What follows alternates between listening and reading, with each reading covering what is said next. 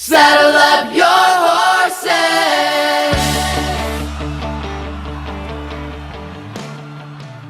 Someone asked me earlier, what are these horses up here for? I had to tell them, hold your horses. We'll get to that. Boo.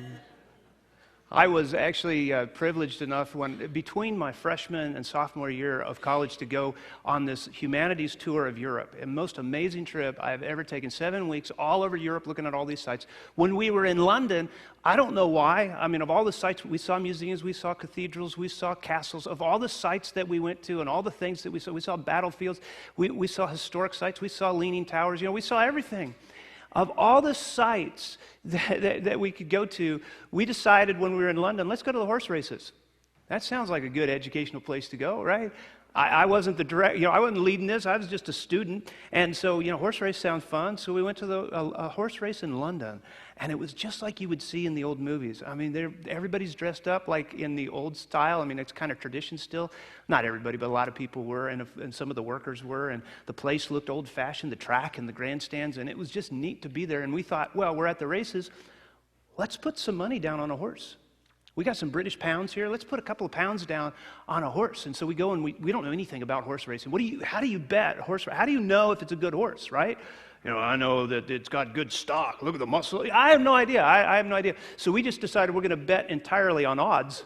Because, I mean, what else do you do? So we go over to the board and look at the odds, and, they got all these odds from 1 in 50 to 1 in 2. And I figured out pretty quick that if you want to really make money at horse racing, you got to go with, some pretty bad odds. So I thought, not 1 in 50. That's crazy. Nobody'd do 1 in 50. That's really stupid. So I picked 1 in 30, which is pretty stupid still. But I didn't really know it at the time. All I'm thinking is money. Everybody wants to make money, right? So you take 2 pounds, you put it on a horse, and if you win, if your horse comes in first, you actually get 30 times that, so you would get $60 or 60 pounds. I'm thinking 60 pounds is cool, plus the $2 investment, so I'd get that back too. And so I'm thinking, that's great. That's a great investment. I didn't realize what the odds makers really meant by 1 in 30 until all the horses got into the gate, and only 14 of them got into a gate. And I started to do the math real quick, and I realized the odds makers don't even think that my horse is going to finish in the 14th place in this race. In fact, if you listed them all out, who's going to place where, they're thinking that this horse is going to place after many other horses place several times on that list. Finally, mine gets placed at number 30, way down at the bottom of the list. It wasn't a very good bet. It wasn't a very good race. In fact, I think my horse had its tongue hanging out the entire time, all the way around the track. And not only did I lose the race, but while the race was happening, I don't know how this happened, whether I was pickpocketed or it fell out, I don't know where it happened, but the rest of my British pounds were stolen. So I walked away broke from that race. That's my one and only time I ever bet on a horse, and it wasn't a good bet. And here's what I want us to talk about. I want us to talk about the fact that oftentimes we aren't making good bets either in the race of life. Now, I don't mean going to the track and betting. I'm not condoning that just because I went and I'm not actually a big fan of racing. In fact, betting. Let me share how much of not a fan I am. One time I went. It was up near Gary, Indiana. There's one of those casino boats, and a buddy of mine. We were going to a convention. He was somebody I worked with, and I was newly married, and he really wanted to stop by one of the casino boats because it was new at that time, and I'm thinking, it doesn't appeal to me, but he's driving, and I said, okay, we'll stop for a little bit. Let's not spend a lot of time there. Let's get up to our hotel and get settled in for the convention the next day. And so we stop by this place. We go in, and I pull out a $10 bill, go up to the window, and I said, I just want a roll of quarters, and she gives me a roll of quarters, and for a half hour, I walked around that entire casino just looking at all those slot machines, thinking, I don't even want to give up a single quarter. And I went back to the window after that half hour was up, and I got my $10 back, and I went outside and waited till my buddy lost all his money. That was my experience of going to a casino. It just had no appeal to me, and I think it's because I'd seen a lot of lives that had been ruined by casinos and by gambling. And so, I'm not talking about penny ante stuff. I'm talking about people that waste their lives on that. If that's your form of entertainment and you're throwing 10, 20, whatever you'd see a movie on at it, I'm not judging you. I'm certainly not doing that. I'm just saying I've seen some lives blown apart by it. it didn't appeal to me. I didn't want to be a part of it. So I'm not condoning gambling, but I'm also not here to talk about the sin of or the dangers of gambling. I'm talking about the sin of or the dangers of us putting all of our emotional money, all of our time money, all of our energy money on things in life that just aren't going to win and just aren't going to be healthy for us. I'm talking about us laying down ourselves on things that really we shouldn't be laying them down on. I know that we're supposed to put it all on Jesus, right? Let's just pretend that this horse right here is the Jesus horse. And we're supposed to put it all down on Jesus. And that's who we're supposed to root for. That's who we're supposed to put our money on. That's who we're supposed to, hey, go, Jesus, go. And I realize that there are other things in life that compete, but we should put it all on Jesus. I mean, that's the obvious lesson, right? That's the obvious lesson. It's supposed to be all about Jesus, all for Jesus. Yes. Let's put it all there. And then we think about the other things in life, and we say, okay, the other things in life, these are other choices, and we choose against them. We choose Jesus. I've heard one time somebody say that life is just a bunch of choices, right? We choose good, we choose bad. What we choose determines the path, the course of our life. They're the horses that we bet on. Life is about priorities, right? And so we are in this series called Unashamed. And we talked last week about people. We actually read stories out of this book, Jesus Freaks, was just an anthology of different people's experiences standing up, living for Jesus Christ. We talked about just a few of them, but the book is just filled with people that have risked their lives, standing up for Jesus, wanting to give him everything, living for him, and suffering, being persecuted, at the least being made fun of or being threatened, at the most being killed for their stance, for their standing up for Jesus. These are people that literally took what Jesus said seriously. They seriously took what Jesus said literally, however you want to say that. Luke 9:23, if anyone would come after me, he must deny himself and take up his cross and follow me. They took that seriously, denying self and taking up the cross. They understood that to me. If I follow Jesus, it's at risk of my own life. My own life is on the line if I follow Jesus. I'm willing to give up everything. I'm willing to lay it all down. I'm willing to go all in. I'm willing to put all my money on Jesus and suffer the consequences for it. We actually talked about, I've read about all these examples of people in history who have stood up, who are unashamed. As Paul says, I am unashamed. And Paul even says this, but one thing I do, forgetting what is behind and straining towards what is ahead, I press on towards the goal to win the prize for which God has called me heavenward in Christ Jesus. I think Paul gets it, doesn't he? He gets it that it's all about Jesus. He's going to put it all on Jesus. He's going to live for Jesus regardless. And we looked last week at things that Paul did when he suffered for Christ. Every town he went into, it seemed like they beat him up. Some of those towns he went back into after they beat him up, because he just couldn't stand to not talk about Jesus. He understood what it meant to deny yourself and to live for Jesus, to take up the cross and live for Jesus, to die, if necessary, for Jesus. And so, last week I asked this question, how do we live unashamed for Jesus? How do we live unashamed for Jesus? I want to change the question just slightly this week.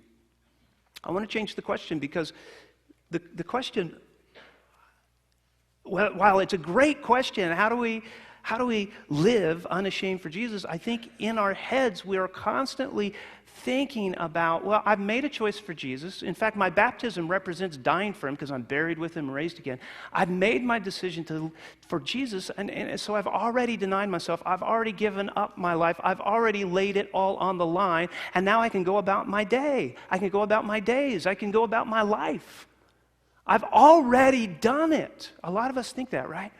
We think of our salvation as a one-time thing. We think about it as something in the past. Why is it then that every Sunday we celebrate the death of Christ all over again by taking communion and being active in communion? Just like in baptism, we're buried with Christ, raised again. That's what we're reenacting. That's the drama that we're playing. When we take the food, that's just food. We realize that this is not really Jesus' body. This is just a cup of juice. We realize that, but they symbolize the death of Jesus Christ, and we take it because we're partaking in, we're identifying in continually, over and over again. We're identifying in that. Why? Because when Jesus said, if you want to follow me, you deny yourself and you take up your cross, he wants us to live this way. He wants this to be on our minds all the time and to be reminded of it, that this isn't a game we're playing. This isn't a one-time thing we did. This wasn't a long time ago decision. This is a daily, continual decision to follow Jesus, to lay it all on him, to place it all on him. And the problem is, we often, when we're looking at the question, how do I live unashamed for Jesus? We're thinking, well, I just do. I've got a Jesus sticker on the back of my car. Sometimes I got a little necklace I wear with a cross. I just do. I've made my decision. I've died for Christ. I'm living now for him. And the problem is, we're not looking at this daily. I want to change the question. How do we daily live unashamed for Jesus? How do we live in the moment for Jesus? How do we walk with Jesus and make it all about Jesus? How do we lay it all down on Jesus? That's the question. It's a practical question. How do we do this right now? Because honestly, a lot of us, we think, well, I died when I was baptized. I was born again. It was a new experience. I laid down my old life. I'm new now. I don't need to die daily, do I? Jesus says, you want to follow me, you're to daily die, daily deny yourself. Others of us, we think, well, okay, dying for Jesus, okay, I'll do that. If I'm ever in that situation, if somebody has a gun pointed at me and says, do you believe in Jesus? I'll say, yes, I'll die for you, Jesus. I'll take the bullet. I'll stand in the path of it. I'll do it. It's easy to say that, isn't it? It's so much harder to live for him.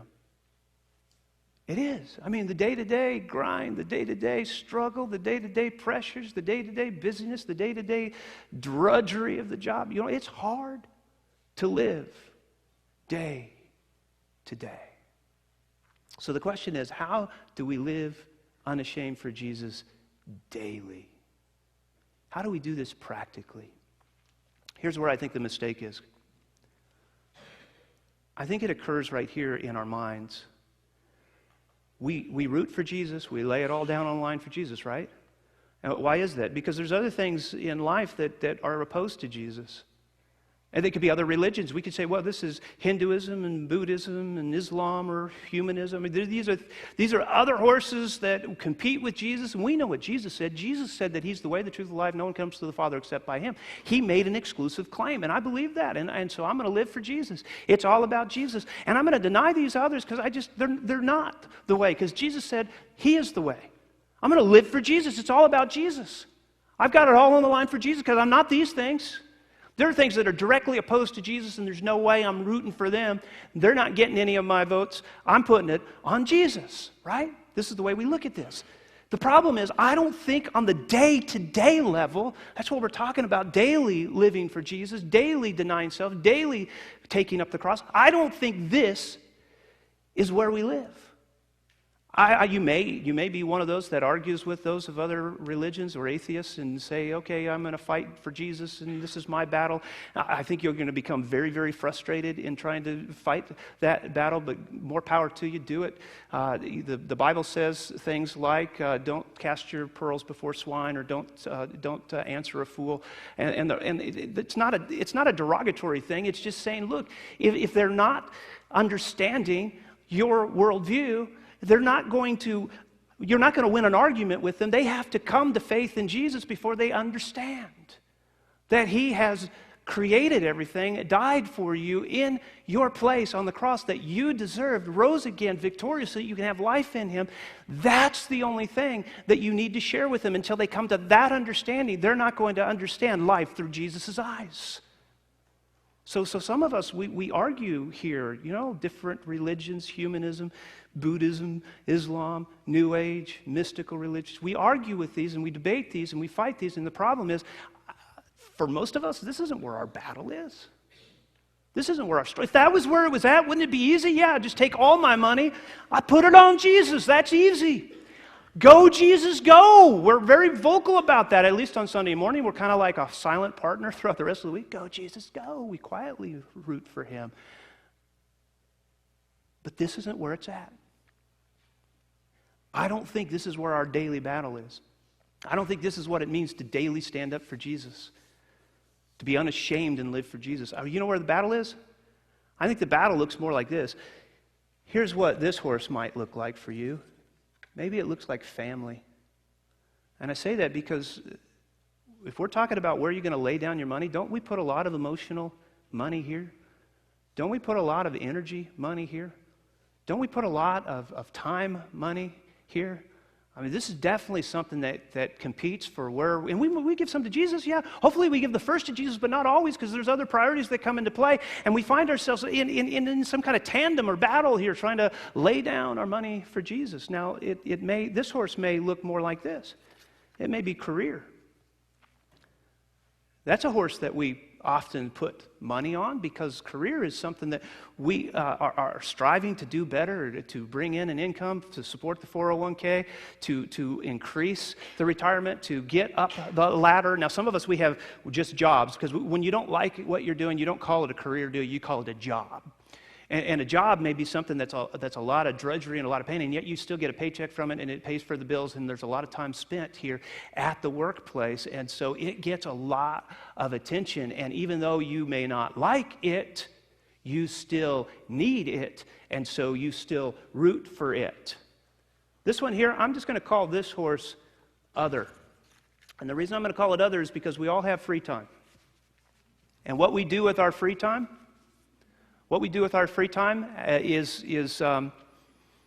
varies from person to person, but each of it demands some of our emotional money, some of our time money, because some of us, we are into incredible things like sports, or we're into things like recreation, or we're into vacations, or we're into health, or we're into whatever we do with our free time. It could be gaming, it could be hunting, whatever we do with our free time. For many, many, many of us, it gets a whole lot of our time. It gets a whole lot of our emotion. It gets a whole lot of ourselves. We put that there. And it creates this problem, because this is where we live, right? Where do I place my bets? I know Jesus needs to be out in front. I'm going to place my bets on Jesus, and I'm going to root for Jesus. And yet, if we're honest, there are times where our priorities aren't always this way, are they?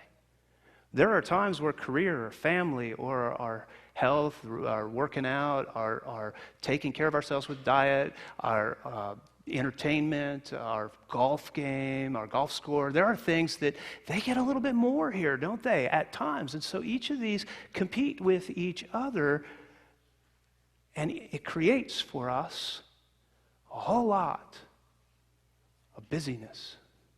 When people say, well, I'm busy. Yeah, this is kind of what it looks like, doesn't it? We are trying our best to keep all of these horses winning, aren't we? And it's hard to do, isn't it? It's all about priorities, right? Remember Ray Kroc? Do you remember what he invented? Anybody remember? What did Ray Kroc invent? McDonald's, that's right. McDonald's is a huge empire, McDonald's. Ray Kroc was asked one time, what are your priorities? And he said, family. I'm sorry, I'm getting it wrong. He said, God, family, McDonald's. Then he went on and he said, but when I get to the office, I reverse the order. You ever do that? Maybe not consciously, but I bet you do.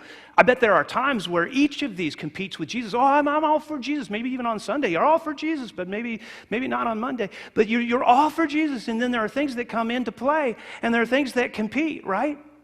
I think careers often compete with our love for Jesus and our desire to place it all on Jesus, because sometimes we work overtime.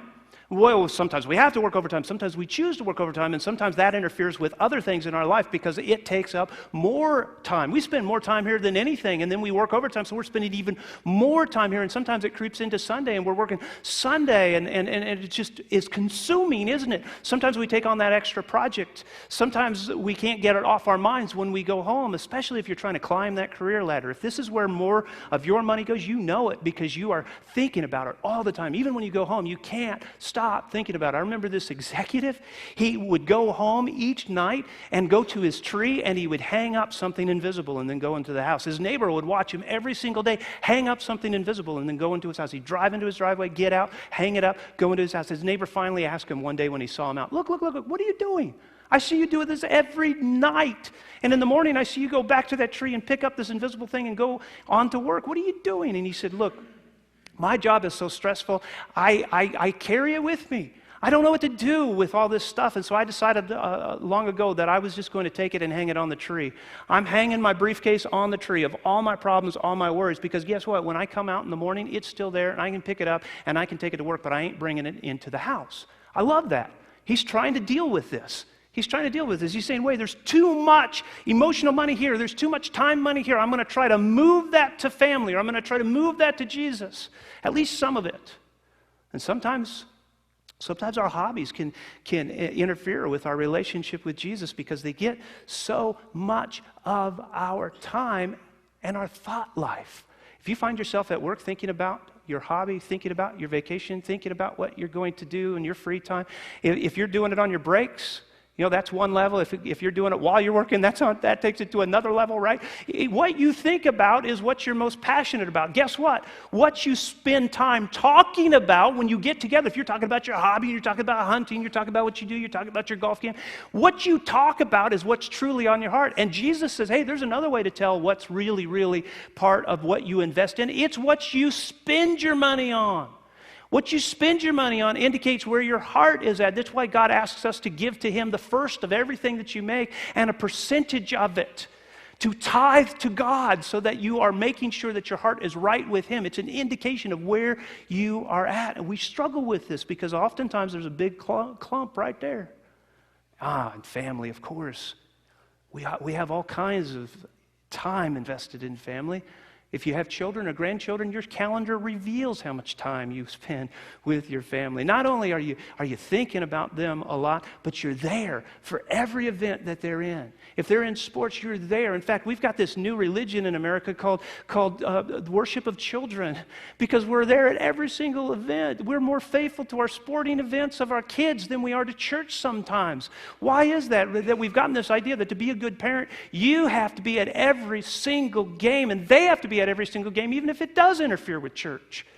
We have gotten to the place where this is worship more than God. And if you find yourself choosing what you do with your family over what you do with God, then you're placing more here. We struggle with these, don't we? And by the way, just because it says family, this is relationships. This could be a dating situation.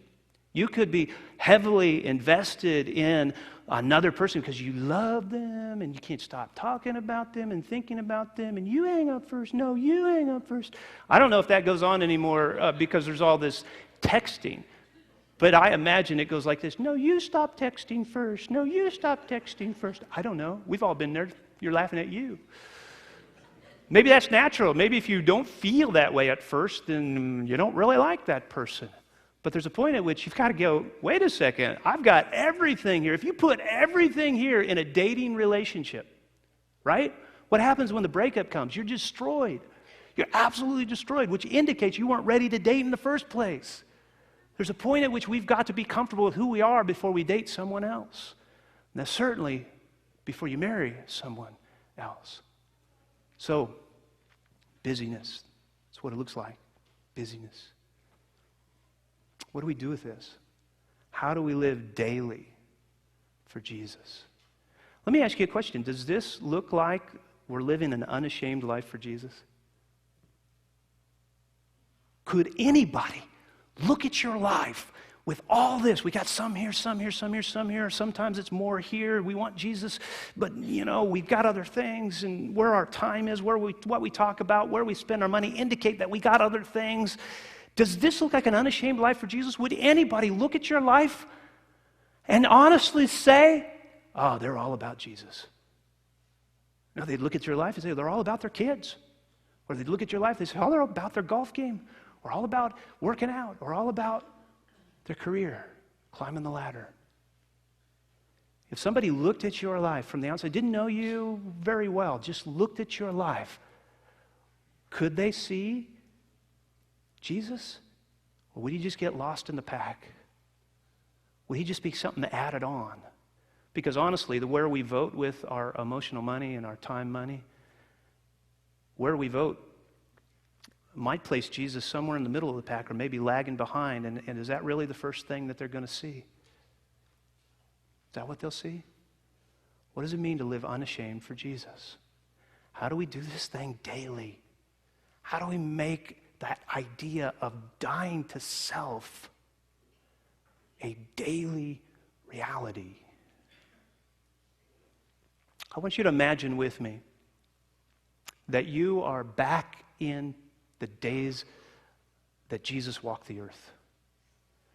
We're 2,000 years ago. You are in Palestine. You are living the best you can in the crazy, confusing world that it was back then, because guess what? Busyness is not just a modern thing. It's the way life is. There's always other horses in the race, right? And so I want you to imagine you have heard Jesus. You've heard him a few times, and you can't wait to hear him again. You are busy, of course, so you can't be there all the time. But when you can, once every couple of Sabbaths, you go and you hear Jesus. And every time you hear him, he just rocks your world. Man, that was incredible teaching. Doesn't he speak well? He just seems to always have the right words to say. And man, he has authority when he says it. And the miracles, blows me away. This is of God. This Jesus, he's got it. I need to live my life like that. I want to hear him again. But of course, you got your busy life, right? I mean, your daughter Mary, and about half the people in the New Testament times were named Mary, right? So your daughter's name is Mary, and she has harp lessons. She's a pretty good harpist, and you have to be there at all the recitals and practices. And Thaddeus is trying to learn to get his CDL license for chariot driving, and so he's going through those classes. And of course, little Bartholomew, he's in Little Blessings pre-Torah school, and he's trying to learn all that he can about Moses and the burning bush, and he's enjoying that. But you got to take him there, and that takes time and energy. And of course, your extended family, there's problems there. Mom's got that demon possession thing going all over again, and Dad's fallen off the camel again. So you've got this life that is completely busy. It's busy. But then you got Jesus saying you got to deny yourself and take up your cross, and you're like, yeah. I guess I will, if anybody tries to kill me because I'm following you, but, how likely is that? But I take it that, Jesus isn't really getting through to the crowds with his talks when there's people like you and me standing there with our busy lives just saying, well, I'll see you next Sabbath maybe, if I got time. If there's no harp recital, I'll be there. And then Jesus says something that just rocks your world. I want to show you what he says. Luke 14:26. You're standing there and he says, if anyone comes to me and does not hate his father and mother, his wife and children, his brothers and sisters, yes, even his own life, he cannot be my disciple. Really? Jesus went there? Hate mom? Hate dad? Hate brothers? And says, hate my own life? What in the world is this? And while you're pondering what he's saying and you realize you have a decision to make, am I going to continue to follow him or not follow him? I don't know what to do with this. He says something, you don't hear it all, but he says something about count the cost before following me. And then he ends with these words. In the same way, if any of you who does not give up everything, he cannot be my disciple. Everything? That's how he ended it. He didn't say any more after that on this subject. He just ended it right there. Everything. You must give up everything. When I said follow me, deny yourself, take up your cross, I mean hate everything else and give up everything else for me. What? What do we do with this? What do you do with this? This is radical teaching from Jesus. Do you think Jesus was maybe getting impatient with those who were following him, thinking, yeah, I'll die for you. What, baptized? Yeah, die, right? Yeah, I got it, I'm good. Oh, yeah, I'll die for you. If a bullet comes my way, or a sword back in that day, I'll take it. But daily die for you. Jesus says, I want you in comparison to everything else, absolutely hate everything else. Now, just for clarification, God is love. Jesus is the one who taught us that we are to love God with everything we got and one another as ourselves. That's the great commandment. Jesus is not telling us to despise anyone. This is not about despising anyone. Jesus uses hyperbole when he teaches, like cut out your eyes so that you don't lust, so you don't look at pornographic material, so you don't run to that magazine. He says cut out your eye. That's hyperbole. It's on purpose to get you off balance and say, whoa, what I'm doing, I got to stop right now. I got to cut it out of my life. If that means cutting off the cable bill, I got to do it now. That's what he's talking about. So when he says hate, you know what he's talking about when he says hate? He's talking about priorities. He says, in comparison to me, I want you to hate father and mother, and brother and sister, and everything. He just dismissed the whole pack, if that's what you call horses when they get together. Just dismissed them, didn't he? He said, I don't want you to place me way out in front and then second place is way back over there. No. This is talking about priorities. And when we're talking about priorities with Jesus, he says, I want you to hate them. This has nothing to do with despising. This has nothing to do with not loving them. This has everything to do with priorities. You want to know what it looks like to follow Jesus? I mean, to follow him unashamedly, to follow him without reservation, to follow him completely and wholly and to the point where you're placing everything on him. You know what it looks like? It doesn't look like this. Let me show you what it looks like. I need some volunteers to help me out here. I need some volunteers.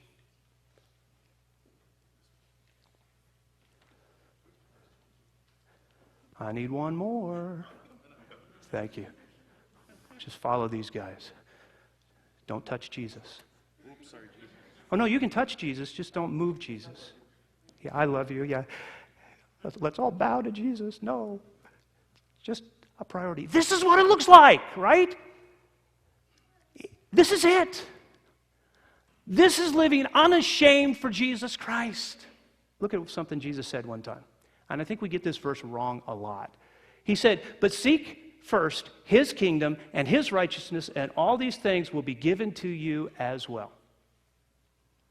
Now, when we read that, we think, oh, okay, I got it. I seek Jesus first, and then every other horse, every other thing will be added to as well. As long as I'm seeking Jesus first, as long as I have most of my money or some of my money or a majority of my money on Jesus, and then everything else will be given to me, that's not what Jesus is teaching.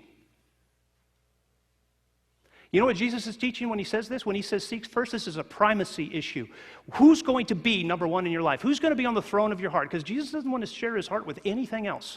That's what priorities in Jesus' mind are all about. When we start organizing priorities and we say, here's Jesus, here's all the other things, we're saying, who's going to share our heart? Who's going to share our passion? Who's going to share our desire?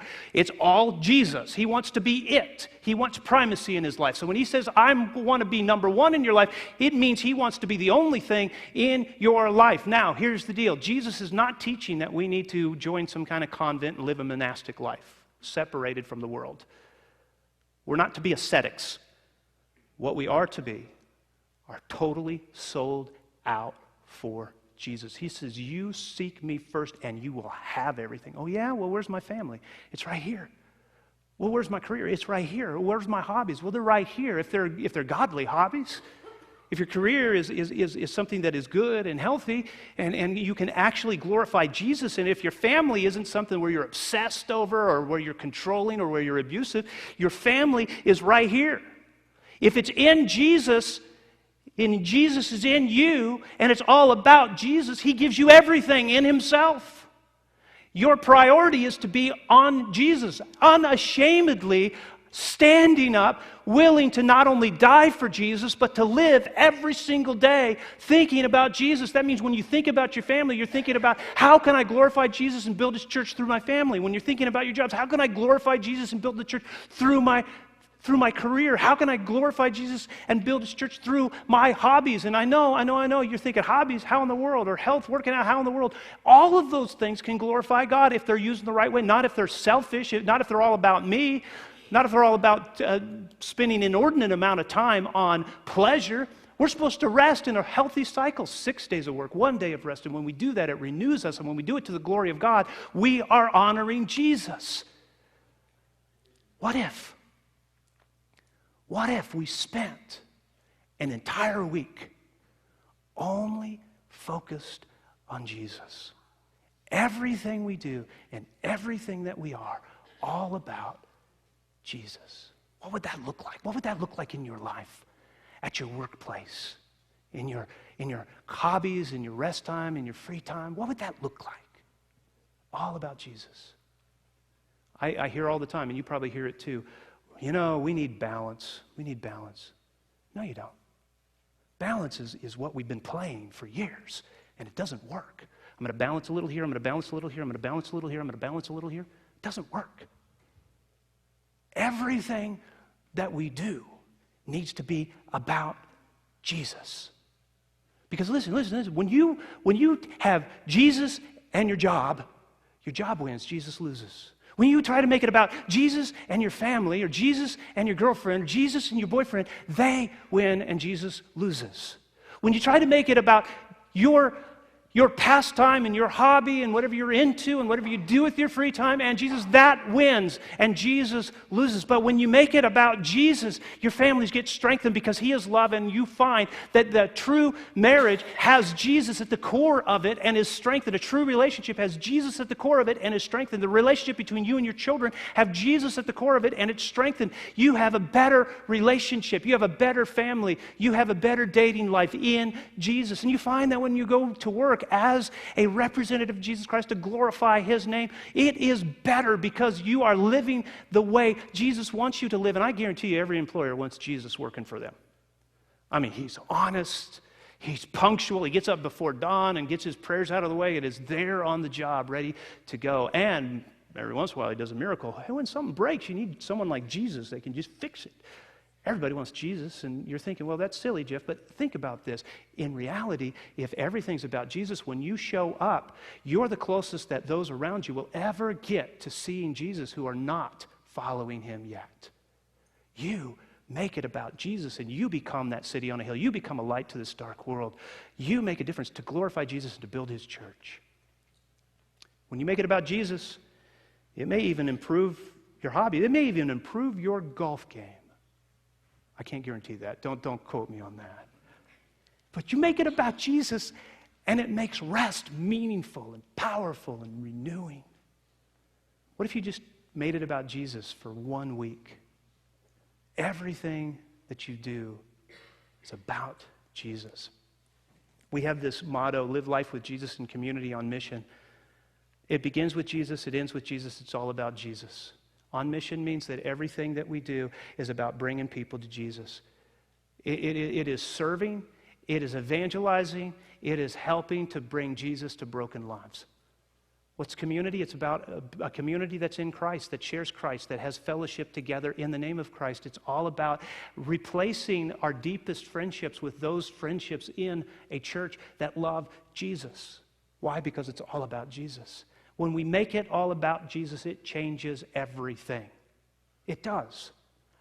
I'm going to ask you this week to bet on Jesus, to place all your chips on Jesus, to put all your emotional life, all of your physical life, all of your mental life, all your thinking right here. Place it all on Jesus. He gives you the best odds. It's not 1 in 30. I guarantee you it's not 1 in 30 odds. It's not even 1 in 15. It's not even 1 in 4 or 1 in 2. Jesus gives us 1-to-1 odds, a guaranteed life of peace and hope and love. Now, it's not a guaranteed life free of pain. We have countless people who have gone before us who have shared. It sometimes involves pain. It involves laying down your life. But it is a life of peace, hope, and love. And it's guaranteed 1-to-1. You know why? Because Jesus Christ already won the race. He went to the cross and died in your place for your sins and rose victorious over it 3 days later. He is alive. He has won. The reason we put everything on Jesus is because he has already won. So, what if you made it all about Jesus this week? What would that look like?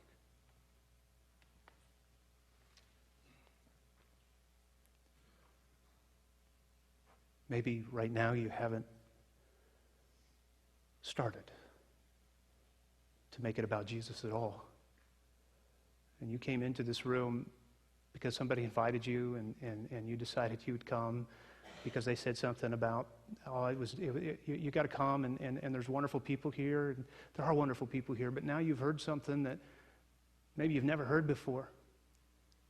That your life is supposed to be about Jesus Christ and everything else has meaning and purpose and hope once you are in Jesus Christ. I want to invite you to come and to give yourself to Jesus. I want to give you an opportunity to step out of the aisle and just come forward to me and just say, I want Jesus. Maybe you knew all along something was missing, but you've been ignoring it deep down inside. I want you to have hope. I want you to have peace. I want you to be filled. And Jesus promises all of that. For the rest of us, we're going to just pray that we make it all about Jesus. For you, just pray that you are able to surrender yourself to Him right now. Let's stand and sing. Let me pray and we'll sing. Father God, we ask for you to provide for us the courage we need to step out, knowing that it takes risk to live for Jesus. It takes laying down our old life and following Jesus and making it all about Him. But God, we're tired of our old life. It's filled with pain. It's filled with brokenness. It's filled with hurt and ruin. We want this new life, even though it cost us everything. Jesus, we give you our life. We need you. Father, give courage to those who are ready to make a decision this morning. For the rest of us, help us to make it all about Jesus. Help this week to be all about Jesus. Remind us to think of our jobs, our careers as opportunities to be Jesus to others, to glorify His name, to build His church. Help us in our relationships to be all about Jesus. Teach us what it means to deny ourselves and to take up your cross in our marriages, in our dating relationships, in our families. Help our hobbies to be things that renew us. Help even good things like working out to be things that aren't about self, but about you. We ask this. We ask this in Jesus' name, who loves us.